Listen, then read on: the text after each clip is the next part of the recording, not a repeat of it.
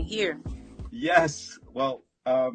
Welcome to the Museum of Graffiti Artists Talk Live program. It's Woohoo! good Thank to you. have you on. And Oh my gosh. Thank you.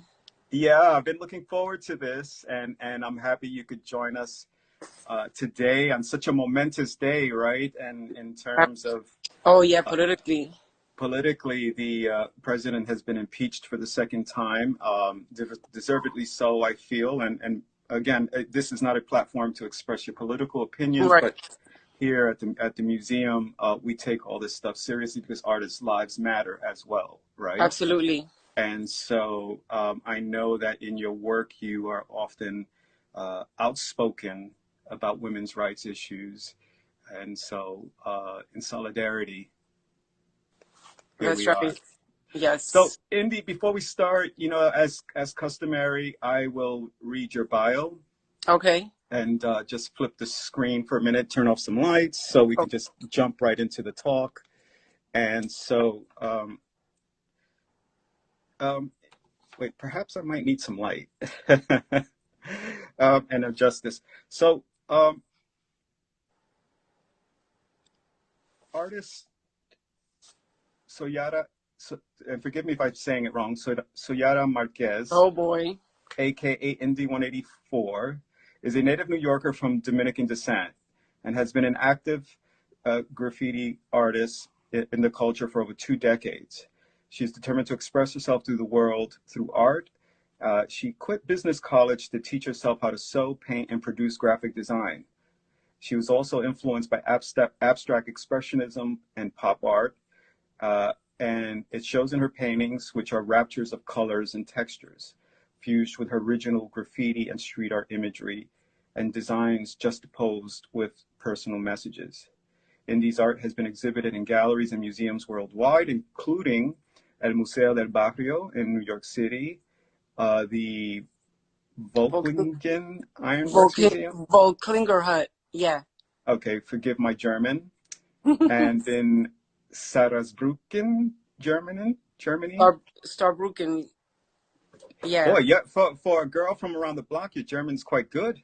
Nice, Uh, nice, choppy. That's all I know. Museo, Museo de Bellas Artes de Murcia in Spain, as well as numerous solo and group shows as well. Her graffiti and mixed media murals can be found in the streets from the South Bronx to Paris. And her most recent collaborations have been with Rimmel London as Chief Artistic Officer. She's also worked with Apple Beats, uh, One Radio, Lionsgate Films, MTV Networks, and she has a capsule clothing line with iBlues. So you've been very, very busy. Oh, I lost you. Okay, so we seem to have lost her connection. So let's try that again.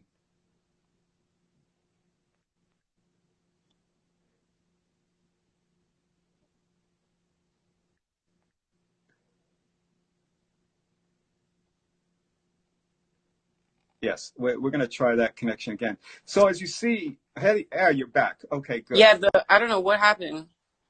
Yeah, well, sometimes these things happen. Yeah. So, wow, you've been very busy, and really, I've for over the years, I've enjoyed watching you flourish, Thank you. and kind of come into your own, and really own your own aesthetic, your own messaging. And so, why don't we just start from? I just want to get some background on you. Let's just get the beginning out of the way before we dive into your work. Um, Give us an idea about how graffiti came into your life, and why would a young girl uh, jump into this mostly male-dominated culture? Well, I grew up I was born in Puerto Rico, but I was raised here in New York City since I was two. We moved to Far Rockaway, Queens, and I was always in the train. I was always in the A train. And growing up, you don't know what it is, but you know that it's cool. Like you see graffiti all over the place. But I started quite late. I started when I was like finally like 19 years old. But back a little bit backtrack, before that I went to the public library, the New York Public Library on 178 in the Heights, and I happened to see spray can art and subway art, and that blew my mind. And I was like 11, but then I didn't know anybody. I didn't know any. It's a secret society, so I didn't know anybody till later in my teens. And that picture right there, it's in Morris Park in the Bronx, and I was painting with Two Fly, some kid named Kami, and I think Wen passed by that day. He helped me with the heart. But that's like kind of like my first piece. I started just kind of um just getting up wherever I can, like So, leave a but spot to what was that. the attraction? Did you have any artistic inclination when you were a kid? Well, I used to like draw a lot when I was a kid, but then not really because I grew up in a home with a single mom. So it wasn't really encouraged to be an artist and to have a career to be an artist, so it wasn't understood. So I wasn't really nourished until I got out there and I grew up and I started nourishing and educating myself and connecting with writers. At this internship, I met a lot of New York writers. I started going to Rocksteady anniversary crew parties and the jams every year. And I started hanging out with Two Fly. She was a big inspiration, and she was like the pipeline for me at that time for the graffiti world. And this was like early 2000s.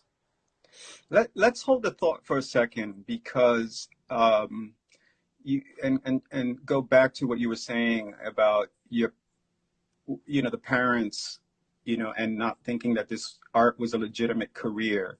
And this is something that I find often in Latino and African American communities. And being a parent yourself, right? So, and now that you're exposing your kids to art, and in terms of that, in kind of retrospect, now that you've created this life for yourself, um, what lessons do you teach your kids about art? It's a discipline you have to be organized. You have to be ready to put yourself out there, and you have to be consistent. That's what I try to teach them. But do they listen? That's another story. But yeah, I mean, it's a craft, and if you're in it to win it, you got to put in the work. Nothing's given to you at all, you know? So for you, in terms of that, nothing's given to you, is did you feel that perhaps was something about the nature of it as street culture, or that it was just an all boys club? I think just in general, like it's not given to you. You have to kind of like that's what I love about graffiti. I developed this I used to tag up like my real name, but it was like, oh, that's like I don't know, too complicated. So then when I got this tag name, I developed this alter ego, and that How gave did you me get your name? oh, I got it through the Indiana Jones movie and the Temple of Doom with Harrison Ford. That's interesting. Yeah, I know, right? I watched a lot of movies. I'm an 80s baby. So So did you start out as Indy or Indiana? nah, just indie.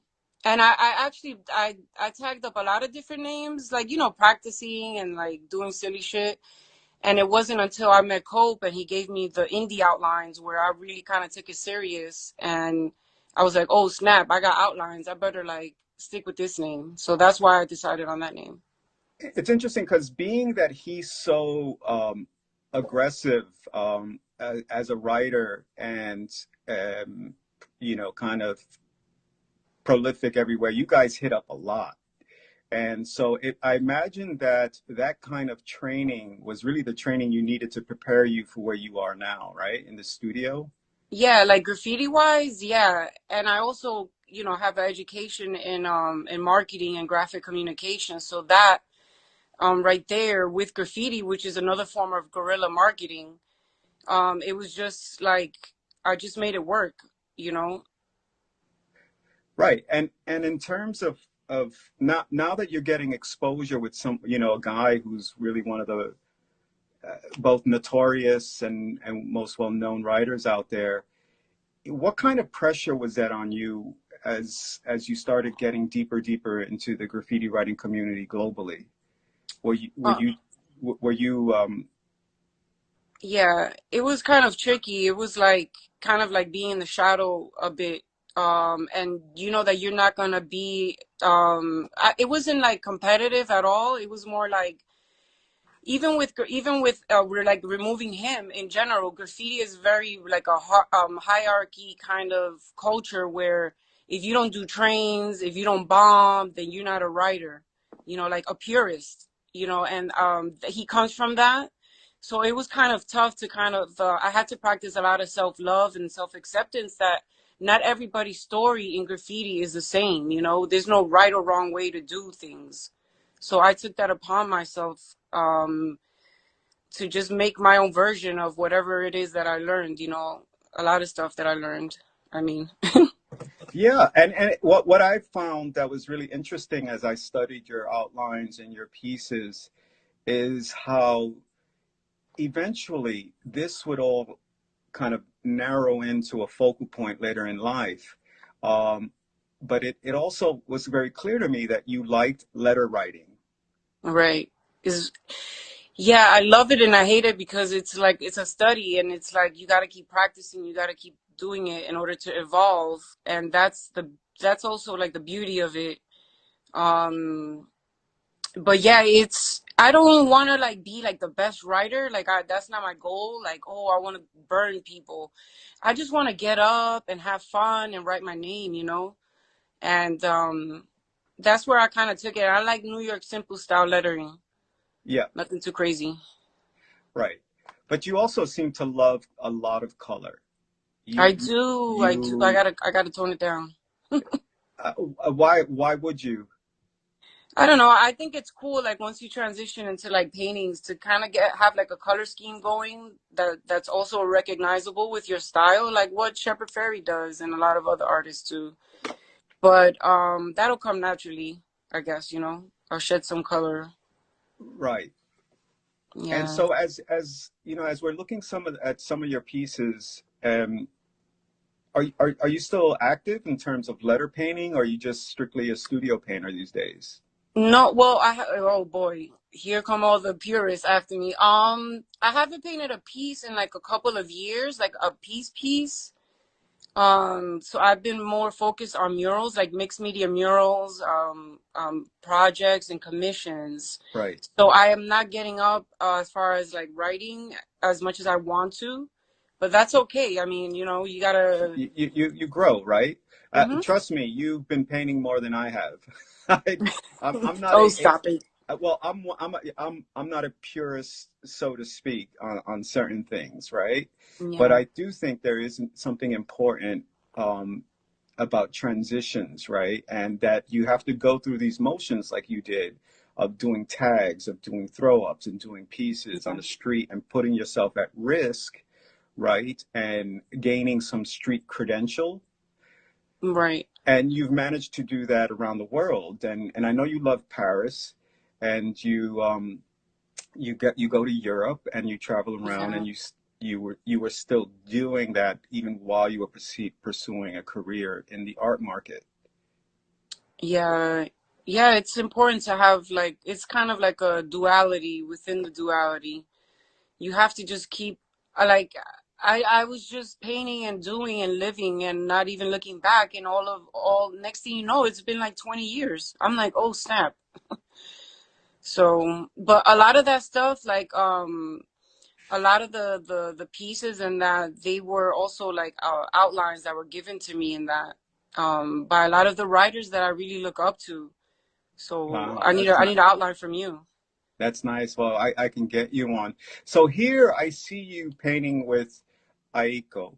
And, you know, this is where kind of in this part of the conversation that was interesting to me is that cross section, right, between graffiti art and street art, but more importantly, um, you know, the women of the culture.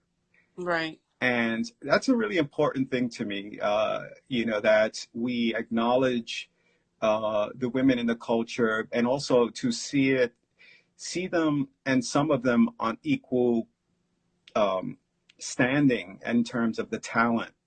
And there's some extraordinary women that I've interviewed, and you know a lot of them that are out there who are absolutely. great muralists, but also wild style writers that are been doing it for some people, like Musa comes to mind, Hmm. and others. But Yeah. so now that you're kind of, I think, making this bit of a transition, and again, in kind of your collaborations, and being acknowledged for it, right? You're in this Right. book, We Are Here, Visionaries of Color Transforming the Art World. And I think that's an important title right there, right? We are here. You're making a stamp, and that's kind of relative to the act of graffiti saying, I am here, Right. right? Right. But more Exactly. importantly, the subtitle, Visionaries of Color Transforming the Art World. Um, Tell me about that and what this book means to you, being a part of this. Yeah. It means like it means acceptance, and it means like acknowledgement, recognition, man. Like, and it's not a street art and graffiti book too. On top of that, like it's a different kind of it's a different track. It's a different line. So I feel excited, and I'm honored to be part of that book. Because it's I don't know. I don't know how to explain it. Well, again, it separates you from the past, right? It puts Right, you. exactly. Thank you. You took exactly. Because it's like I love graffiti, and it's always going to be a part of me, but it's good to get acknowledgement from like other kind of, subcultures and things like that, But kind of break out. also the mainstream has been paying attention, right? And we'll Right. get to that because that's also important, as you say, that is the acknowledgement that matters too of your hard work. But Yeah. you start taking your hard work into the studio and start kind of finding um, themes and your style, the collage style. Tell me about coming into this kind of Yeah. mixed like distress painting and Yeah. collage. Yeah, basically, it's a mix of what I've been doing. I studied black and white film photography in college in Baruch. I didn't really go deep into photography, and then that's when I kind of started learning about like graphic design and things like that. I learned graphic design, so I kind of mixed all these worlds with graffiti and combined them into one thing. Um, I don't know. It was just kind of like it just happened in a way. And the imagery, the montages you make, you celebrate women. Let's talk about these two paintings here. One of Frida Kahlo on the right, the woman in the left. I don't know if that's Winnie Mandela or No, I that's it's, Mae Jameson. She was the first African American yes, Mia astronaut. James. I should see the space suit there. Yeah, you're right. Yeah, that one sold. Yeah, they both sold. They've gone. So Yeah. tell me about this kind of work, right? And the Hmm. response to this, and who is this speaking to, and what kind of attention is it drawing to your work? I guess like that's a hard question, Mayor. Can you reframe that? Okay, well, let's just start with the first part of it. Who are you speaking to with these works? I'm speaking to myself, if that makes sense. These are like just things that I compile for me. Like they're like a page of a diary, let's say. And I just want to like get this out and empower myself, and then at the same time empower others, through the imagery, the icons that I use, the power words that I tag up. Just empowerment to the people. Really, that's what I wanted to speak to. Right, and again, it's a celebration of womanhood as well, Right. even through the colors and the patterns. It seems, in some ways, this one I love this portrait of you, and Oh, thanks. and it's interesting because clearly, you know, pop art and photo montage um, is something that you have been really kind of refining. But it's interesting to see you use yourself as the subject.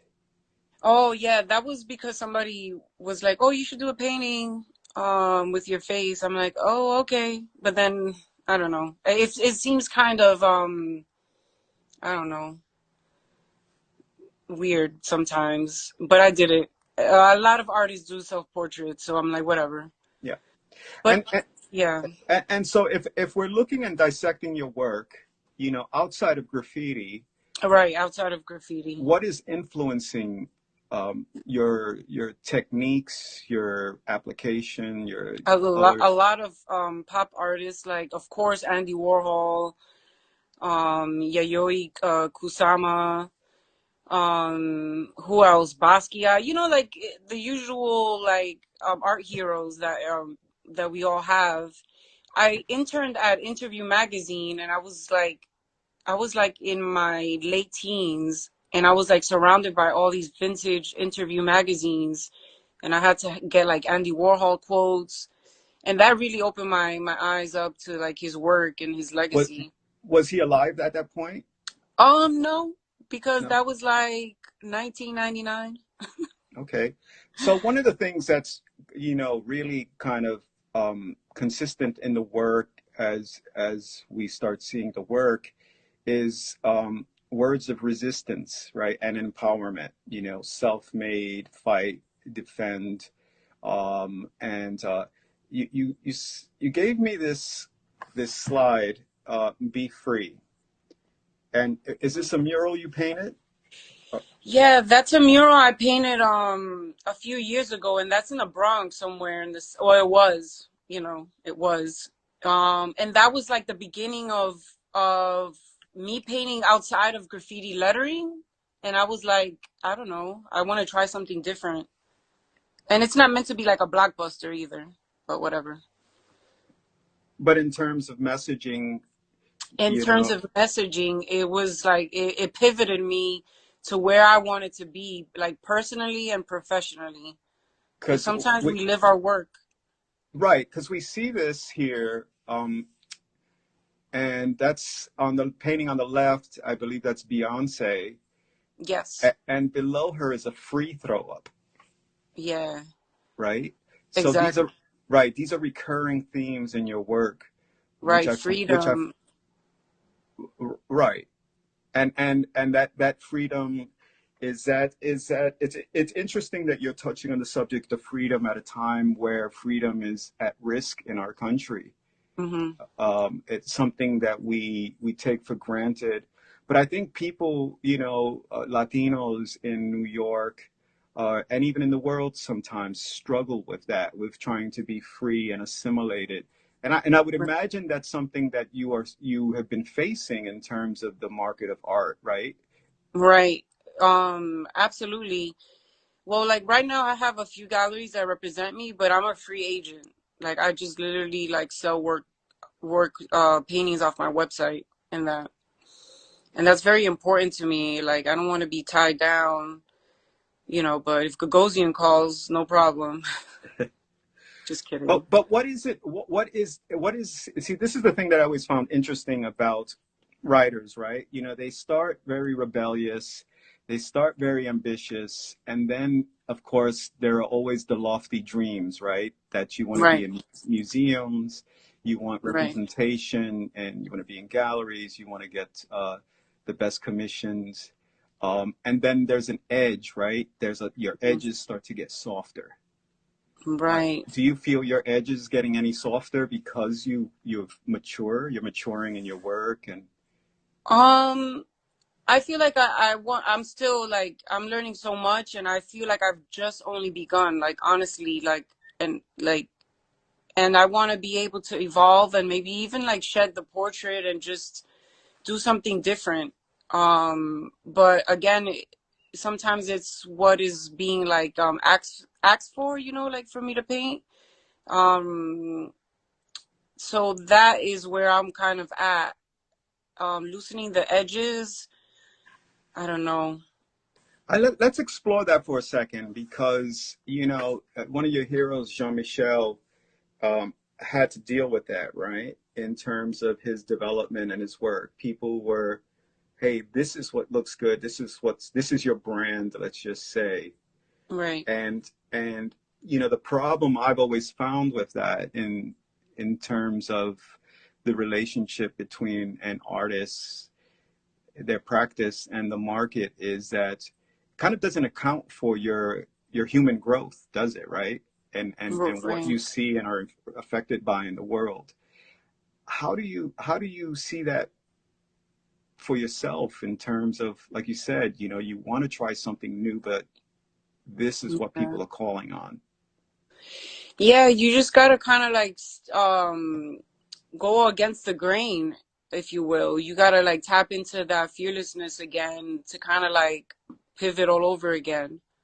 You know what I'm saying? You gotta just do it, basically. Well, one of the things that I like, and particularly with this painting, and I don't know who this woman is, but she strikes me as one of those classic, glamorous, Oh, fif- that's 50s, 60s. that's uh, Yvonne DeCarlo from you the Munsters. look at that. Yeah. So a lot of So, people get caught up in like the image, like the photo that I use, but it's much more than that. You know what I mean? But yeah, like and what's the much more than that?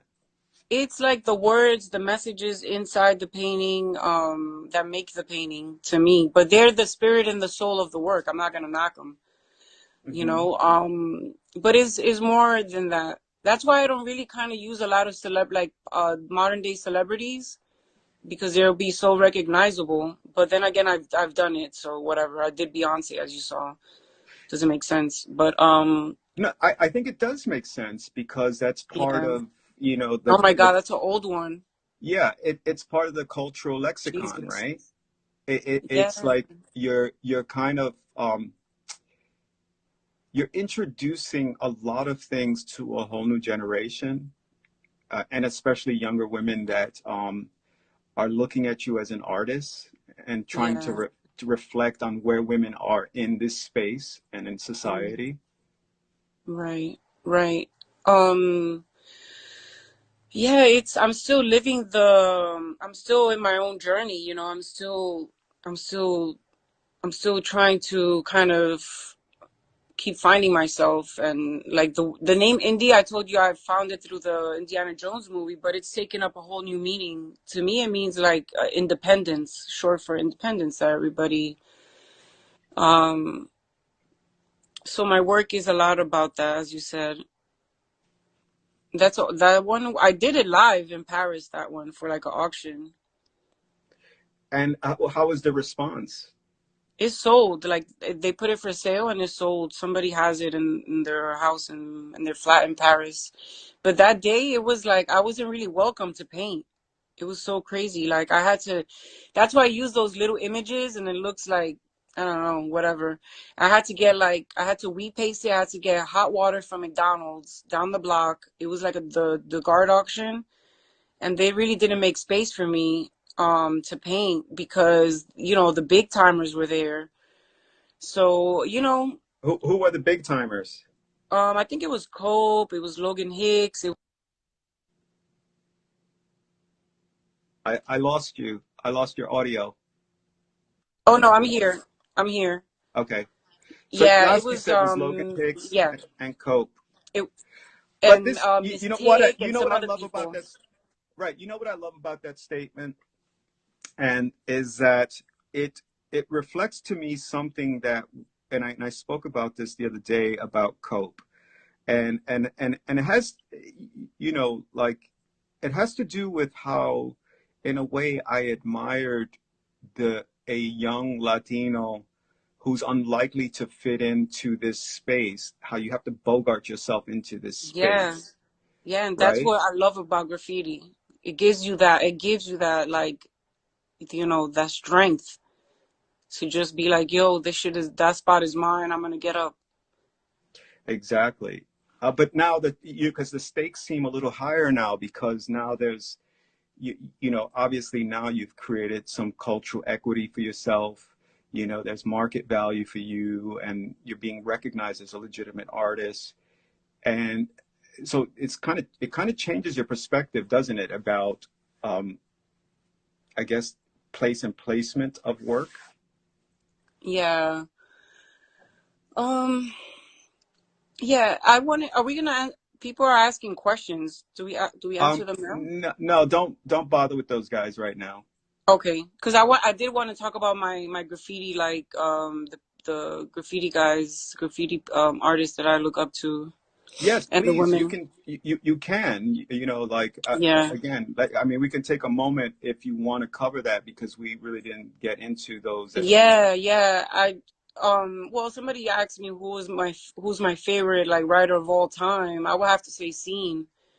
I want to give a shout out to Scene, to Cope, to T Kid, to Serve, to West, to you. Thank you. I Thank you appreciate for that. paving the way, man. Like for real. So I'm glad Um, you say that because yeah.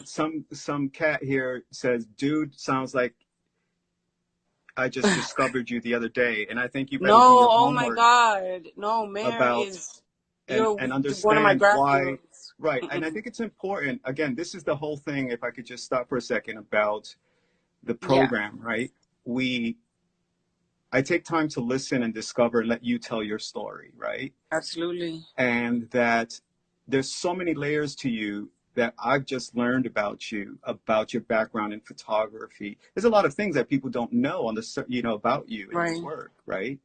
And there's right. this presumption about you. And this is why I felt like I needed to do this talk with you Thank you. because we have to demystify your place in it because of course the shadow of Cope and other writers of your crew can kind Right, of like not tell the full story of the fully realized artist that you are, right? right, absolutely. Thank you And for that. so if we can talk about some of these artists, right, that have been kind of influencing your work, both through Yeah, graffiti and outside of graffiti. right, right.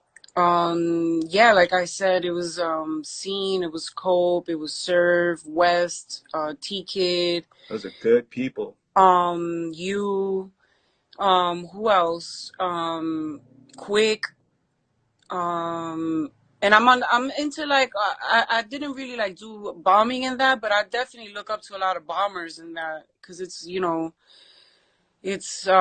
they're essential in the culture too. So people like MQ, Yeah. Scuff, and a lot of the cats that were like from Brooklyn, like Truls, Whack, Bays, Two Fly. I can't forget her. She was a big influence. And so what about the women graffiti writers? Yeah. What Oh, Lady Pink, please. Oh my God. First and foremost, I would not be here if Lady Pink didn't exist. So Lady Pink for sure, big time. One of my graph heroes, Mickey, Spice from Australia, Rosie, so many like women um out there. Oh, Queen Andrea, of course, that I painted with, Aiko, and the list goes on. We could be here all night giving shout outs, but but I wanted to get it, it out there. yeah, no, it's important to acknowledge one of the things that I've enjoyed about the talks is that when writers give a roll call, right? Because you're paying homage uh, to your friends or people that you know and like, people that are here, people who aren't here, right? And this Right, is this is for the record, right? This is history we're talking about. And right, so I appreciate that. And people may know names, may not know names, but that right, doesn't mean that those names don't matter and didn't matter to right, you. But right. in your work, obviously you're carrying that over and you again, I these are quite beautiful. I know we Thanks. discussed, how much power the photograph takes in the imagery, but it's also about the editing, right? It's Yeah, yeah. It's a whole process. and It's an and mhm, so now that you found success with this work, right? mhm. And again, there's something super compelling about the images that you choose, right? In Thank women you. and Thank you. how they stare back at you from the midst of a lot of chaos. And of course the chaos that you're laying out is in layers. It's interesting to me in the sense because there's a pattern, right, of freedom and fear, right? Right. And these are things that are very real in the lives of women. Right. But there's also bravery, right? And some of these Right. icons, um, you know, are brave women, but also I think that can be said of you in Thank terms of you. occupying the space that you have and what you've been doing on the streets with Graph. Thanks. Thanks. Thank you. I try to balance it, like do pieces, but again, like what's been calling me is more like these mixed media commission works, but I want to get more back into piecing in that. But yeah, I like to do it all. I like to dabble. Like I learned, like with graffiti, you got to be all in one. Your throw up got to be on point. Your tag, your piece, So that's how I see it with taking it with this in this street art kind of um, branch that I'm in, if you will. Yeah. Hmm. So, you know, not just the streets. So now there's a shift in your life, right? You're a chief artistic officer Yeah, I for was, I was. you were. Yeah. Okay, yeah. But so now that's a new role, right? And that's a whole new direction for you and your brain and your talent. Tell me a little bit about that. What was that role like for you? Yeah. So basically, I just kind of like I worked in my studio. It's not like I had an office, a fancy office in a downtown building, but I was just still doing my thing, and I provided graphics because what I do also I do it digitally. You know what I mean? So I'm able to create these mixed media works on the computer, and I'm able to generate graphics for videos, and they use it in commercials on products. They wrapped the whole trailer. They did a whole beauty expo. So I did a lot of art for them. And it's interesting because to me because my last talk was with Baker One, and that was really fantastic because he's such a great style writer, but he does a lot of digital graphics, and he created all these brushes for the iPad Oh that's yeah, okay, that simulate the spray can. And yeah, what a wonderful gift to the community to be able to do that and to adapt right, as you're adapting into this new role and into graphic design and right. into your practice. Yeah, it's all about evolving and taking it to the next level. Like, what can I do with this iPad Pro? Yep. But I'm also like, I like to do the pencil and paper thing too. It doesn't it never gets old. Yeah. Another thing which I like is that again, you're applying. You know, this is one thing I've always said about graffiti. It's while some will see it as vandalism, some will see it as art, some will see it as graphic. I kind of see it as a graphic design discipline. And then Right. you can take that and reinterpret that, and then, but it's more importantly, it's an applied art. And you applied it to fashion, which I like, which is to me has always been a logical thing since the 70s, since we used to paint the jackets and the pants. Right, exactly. And, and I was actually a fashion design student, so I really appreciate that Hmm. you've gotten to this point. Thank When you you. think about this project, these kind of commercial projects, do you see them like I see them? Like Hmm. we're getting up. Yeah, absolutely. It's like, woo, another slam dunk. Yeah, I mean, like they motivate me, like what's next. But I started as an accessories designer in the fashion district in like 33rd Street. I worked with Tufi as an accessories designer. So this when they start licensing my artwork, like it's like the other way around. Instead of me working with other licenses, it's like, whoa, I feel blessed. That's for sure. Yeah, and it's just so cool to. I would imagine you're walking on the street and you see somebody wearing your indie print. Yeah, it's definitely a bit it bugs me out sometimes, but I keep going and I try not to like dwell so much on what I've done already, but I focus on what's coming or what's in front of me. This I've never seen before, so tell me a little bit about Oh this yeah. this Yeah, project. that game is a French board game and it was curated by the French graffiti artist Nasty. and he's part of the game too. He's a character. Rosie's a character. Cope is a character, and some other people I can't remember. But it's only in French. But I sell it on my shop, but I haven't played it honestly. Are you a character? Is this a character of Yeah, you? that's a character. Yes, that's a character that they made of me, and they used one of my pieces. So somebody drew me. I don't know who the artist is, but they did a cute job. Yeah, this. I was really surprised by this. I thought this was super cool. Yeah. And again, if this image and the following images are really interesting to me because again, it's not the face. It's a really nice graphic design. And um, actually, I forgot going back to fashion. I'm sorry. Just to let people know, actually, because you're still doing graphic design, and these shirts are available on your website, right? Are you Yeah, still? well, that one's is from Give a Damn Vote. It's a nonprofit. They raise money for like, the Democratic Party, and that one's available at giveadamnvote.org. I mean .com. Sorry. So I made that one. He's collaborated with a lot of graffiti artists too. And that And one is also, that one's a painting that and it turned out to be an album cover for like a remix of a Sade song by a good friend of mine called DJ Center, and then he released the cover, which is one of my paintings on a hoodie. But those are sold out. Those are gone. a question: did you do the painting before the commission?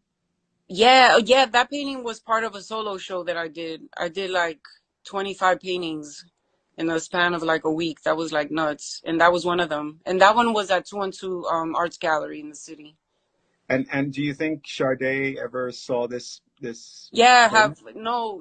I heard that she has an altar of like a lot of fan based art, because somebody that the DJ knows her, and that she has the album cover, the vinyl, in her altar, but I don't know if that's true. But I haven't gotten in trouble, so far so good. Yeah. Yeah, So this was the slide with the lip um, that was I was referencing to, yeah, and I think this is the first full side of a building I've ever yeah. That was seen. my biggest piece that I've done. And that one is at the Arlo Soho for Pride 2019. And it was a challenge, man. That thing was like it was like on rigorous scaffolding, the scaffolding with the rope. Yeah, And I had two assistants. That's the first time I ever had assistants, like as far as like a mixed media mural. But it's not meant to be a face. It's supposed to be like mixed media. And when sometimes these mural projects come about, the client wants like something specific, like, oh, I want it to look like this, and then you try to recreate it. It's like, so that one was a lot of work in that, but it's what they wanted. I mean, do you have any interest in pursuing muralism at this scale? Yeah, I do. It's just, sometimes with these projects, they give you like, I only had 5 days to paint that, and it was like crazy. But I want to develop it more. I want to develop it more. I need more time, and I want to get up more. But I'm gonna be painting again in the spring. I gotta redo some murals that are already getting some wear and tear. Yeah. So that's my chance to do In something fresh. given that we've all been locked down on COVID, how has COVID been affecting you and your practice? Well, the gigs, as far as like rituals, like I'm always working from home. Like this is not nothing new. I've been working from home for like 16, 17 years. So this is not anything new, but the fact that everybody around me is suffering all these losses, as as far as like financially and like lives are being lost, that's the devastating part. But I honestly have been taking this time to kind of just spend quality time with my kids and get it in the studio, honestly. Yeah. Yeah. The next slide, I didn't know you took on this project, but it's super cool. Oh yeah, thanks. Hollywood came calling. Yeah. Tell me about this project, The Spy Who Dumped Me. Yeah, so basically it was a remix of the poster. Well, actually just create a poster with the images that they send you. And actually a few other lady artists, street artists participated in this project too. I forgot their names, I'm sorry. But yeah, it was super fun. They loved it, and I don't know, they had me do a mock-up of like a mural to put it on like in LA, but I don't know what happened to it. But the poster was cool, you know. It was a But page I big mean, this and wasn't the only opportunity you had with Hollywood. It seems you did oh a. yeah, that was Netflix Daredevil. This one's Yeah. terrific. I liked Oh it. yeah, thanks. They did that a few years ago, and I think 123 Cam was a part of it too, and some other artists worldwide. So that was cool. So clearly, outside the studio, you have a design practice, an applied art practice. You've done these really cool skateboards.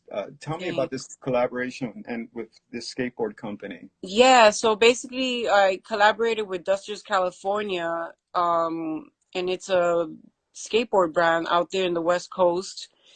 And they came out in the summer, but I actually had them done a year before that, and then they came out and I loved it. The quality is so dope. It's so I dope, like the I way they would printed it. agree. These are so hot, especially like Cascade Green Yes, wheels. that's my favorite color. Oh my gosh, that's so crazy. Yo, you killed it with this. Cascade, yeah. I love So Cascade this Green. was That's my very favorite. successful project. I really like it. Thank Are you. these still available or no? They're available online, but a lot of it is sold out. Yeah, because they came out in the summer and then they sell stuff like a year or something before they actually make the product. So, Yeah. they sell it to the skate shops. So you could probably get it somewhere. And tell me about these comic book illustrations in the Destroys. Oh yeah. So I basically just made a comic book out of myself. I mean, whatever. I worked with two amazing comic book artists, Rolo Ledesma and Carlos Espada. He helped me Hmm. write it. It was my concept, and they helped me put it together. It took like a good year or something to put that together, and I premiered it at the Comic Con in like 2015. So yeah, it's just about kind of like my life, but a more like hyper realistic version, of course. Were you like a superhero figure or some sort? Yeah, I think I just had to get it out of my system. I had to get that out of my system because the duality, when you're a writer and you do so many things and then you have a family life, I think it's just so like intriguing to me. You know what I mean? It's like the kids go to sleep, you put your mask and your cape on, and Yeah, you're out the door. exactly. Yeah, exactly. That's kind of cool. How did that fall Yeah. under the radar? I never knew this about you. Yeah, it was just a passion project that I did on my own and I published it. I printed it on my own and just sold it. So it's gone. It's in the abyss now. I don't it's out of print, Yeah. So but see, it was fun to do. This is what I love about doing these talks, right? Because you have to dig and do research on Oh my people, gosh, yeah. and dig up the things that they don't think of showing you, things that you've never seen, right? That are quite surprising. And Right. I have to say that this is definitely one of them Yeah. for me. Thank- But also, again, I just, I like that you're smart enough to utilize your graphic design skills and some of those studio skills, right? Your painting Yeah. skills to apply, again, applied art. Now it seems okay uh, Right. for artists to be more commercial, and they have to be in order to Right. survive We have and to be be in order to survive. That is big facts, you know. and so these bags, were they your own in-house works or This commissions? was for Nike and for Foot Locker. When the store opened up in 181st Street in the Heights. Hmm. They wanted me to come up with a collage that represented Nike, graffiti, the heights. So I had all these kind of like ingredients to make like this, soup. And that's what I did. And So I it's had to kind of like a remix. sancocho of sorts. Yeah, exactly. Yeah, I wanted to say that. You took the words right out of my mouth. And they wanted me to remix the Nike logo, which was like such a pain. And I first tried other things, and I tried the plátano as the Nike logo, and they didn't go for that. I love I it. swear. And That's then I hot. just freaked out last minute, like, yo, what am I gonna do? So I just took a Crink marker and I did it on the canvas, and it dripped, and I was like, yo, whatever, this is it. And it was so simple. And I because when you have these gigs, these jobs, these clients, you can't be like, oh, I can't do it, it's so hard. You gotta Well, also, persevere. also Gotta there are push. parameters, right? I've done stuff with Nike, and they're like, well, you can't touch this the swoosh. Right, really. They wanted me to remix it. Well, this one was like maybe like last 2019, so things have changed. Yeah, I Yeah. would agree. Things have changed, but perhaps you haven't. And so, as we're coming to a Yeah. close in our talk, Oh, we see this painting, which really is kind of a culmination of you and New York, your relationship to New York. wow. Deep Thoughts by Mayor. No, I mean it's deep thoughts by you because you're doing the work, right? I'm Yeah, just, it's hard to talk about my work though. you know what? So far, so good. Doesn't seem like Okay. it's been that difficult. Okay. Thank you. But this is one of the things. This is a recurring theme for us New Yorkers, right? That these icons of our beloved Yeah. city, a city that's changed. Yeah. But how has it changed for you now that kind of graffiti became your passport and you've seen more of the world, right? Yeah. And Yeah. we've talked briefly about Paris before and how much you love that city. Um, Yeah. and so, what is New York for you now? Um, and if we're looking at this painting, what can we reinterpret from the painting?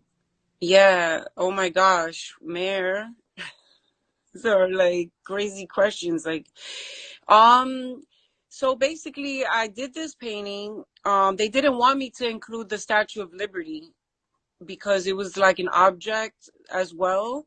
But I had to go ahead and kind of like listen to my own intuition and just kind of put it in there because they wanted a painting to represent like the New York energy. And to me, New York is still an electric city that's filled with a bunch of inspiration.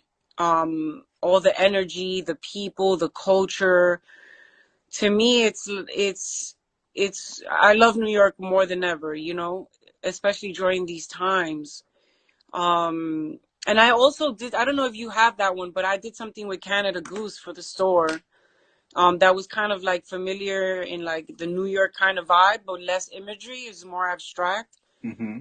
But did I answer your question? No, keep going on that thought about New York. And I mean, again, because Yeah. people have their preconception of New York, and then those who live it have their emotions about it. Yeah. Well, I just love the city, and it's my playground. And I still go to the city for inspiration, even if I don't like live in the city anymore. Um, I still go there. I still crave it. I still miss it. I still have a relationship with the city, you I, know? I have a long distance relationship with it right Oh, yeah, you're right. You're an now. I'm in ex. You're an Miami, ex. and yeah, it's my ex, but I'm okay with it because I really turned her out, and I'm Oh, on to the next. well, yeah, definitely. And I Absolutely. think this is the one thing, and this is one of the reasons I ask you about the impact of and the unlikeliness, right, of going global, because it Right. gives you perspective on how big the world and how beautiful and exciting, if not more so than New York, Right. the world can be. Right. I love New York with all my heart, but it's not like there's such a like the world is so amazing. There's so many cities to travel to, so many people to meet, and that's the beauty of graffiti, that anywhere that I go that we can travel to, we can just hit up anybody, like any writer, yo, let's get up, and we get up. That's Right. the beauty of it. But yeah, definitely it's essential to get out of the city and step out the graffiti box too. There's no right or wrong way to do it. When you had mentioned I got a lot of colors in my pieces, and I also got a lot of hearts and bubbles. Case two would definitely not be so happy with that, with all the bubbles. But But Shy would be, Fuzz yeah, One oh, would be. true, true. There are But a lot of writers yeah, that would be happy with that. I say that because like I see girls that do different styles. That like I have a more masculine, hardcore style, but then there's girls like me that paint hearts and stars or whatever. And to me, there's no right or wrong way to do it. Just do you. You know. You know what? This is interesting for me because we're seeing a trend of young female writers throughout the world, and there is this kind of uh, how do I put it, romanticizing the vandalism and being really sexy and Oh, provocative right. and like, but going hard. Yeah. And it's super interesting because it for I'm sure all the young boys are losing their minds over this, and some of the hardcore writers are like, yo, come on, like Yeah. graffiti is not about being in like a G-string Yeah. painting a train. Yeah. Again, there's no right or wrong way. It's feminism. It's like Yeah. just do you. There's Yeah. no right or wrong way. I mean, there's But no right but or you know what? wrong. You hit a, you know what? I'll accept that because true, and I think that's the point that's missing, right? The feminism, right? The empowerment. And who am I or who are we as men to have that judgment if a young girl wants to be that provocative and that Right. brave? Uh, Yeah. but there's this whole movement that I'm such a fan of wall style painters, women who are Uh-huh. wall style painters that are painting at such a high level. Uh, Yeah, yeah, and I give them mad props. I love that. I love that there's more women in like globally just getting up and painting. yeah, and Um, hardcore, especially in Russia, there's a hardcore. oh yeah. It's Yeah, amazing. yeah, Russia's Uh, dope. Russia's yeah. dope. I got up there. But yeah, all I see it, I see, and the girls are rocking, I'm super happy about that. So, I mean, do you feel by your presence and your what you do that is having an impact and influencing the next generation? Maybe. I hope so. I hope I'm making a difference in the culture, and I admire the culture so much in the history that I wanted to be a part of it, and here I am. I hope so. I want to have my own legacy. Of course. And again, I'm glad we could support it here at the Museum of Thank Graffiti. you. So, on behalf of me and Thank our you. crew, our staff, Thank you. and all our friends that are online with us tonight, Thank uh, you. thank you all. And so, Thanks. just so you know, Indy, this will be on our IGTV and Oh, eventually cool. on our YouTube channel, where we have a lot of Wow. all the talks are on the YouTube channel, so you can pick and choose your favorite. Okay. Either myself or Ket had a talk with them, Okay. and so to you and everybody else out there, please be Yeah. safe out there. You got to mask up Yep. and as well just be kind to each other because we are, as if you're in the United States, you know where Exactly. we are. Exactly. So One love. Thank you so much, guys. Thank you, okay, Mayor. Mija, good to see you. Thank you. Great to see you. We'll be in touch. Ciao. Okay. Ciao.